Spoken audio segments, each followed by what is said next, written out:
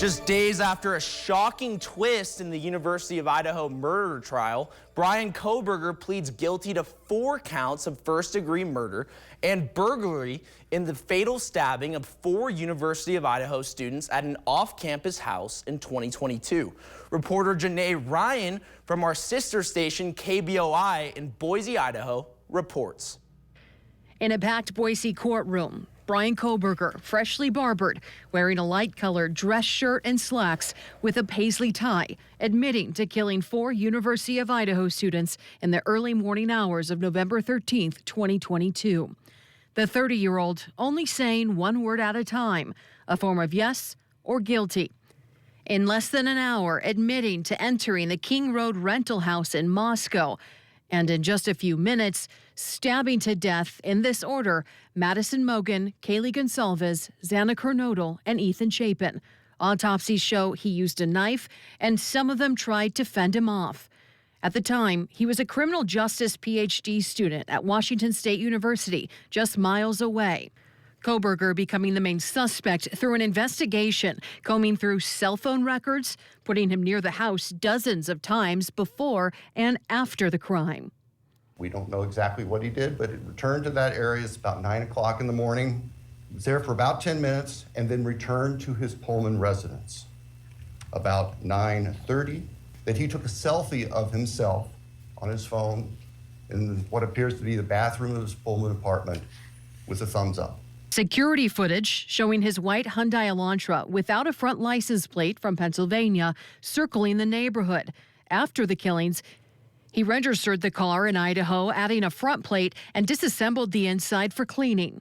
You know, in those compartments in the doors, we try to keep them clean where you put stuff. There's always some degree of crud in there. They were spotless.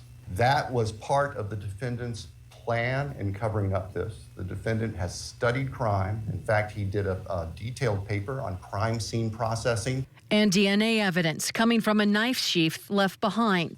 It's important to know single source male DNA was on the snap of that sheath. The lab experts there were able to identify DNA on a Q-tip as coming from the father of the person whose DNA was found on the knife sheath that was next to Madison Mogen's body in the bed. A DNA sample was taken from him, and it matched the DNA found on the knife sheath. He bought the knife and sheath on Amazon in March, months before.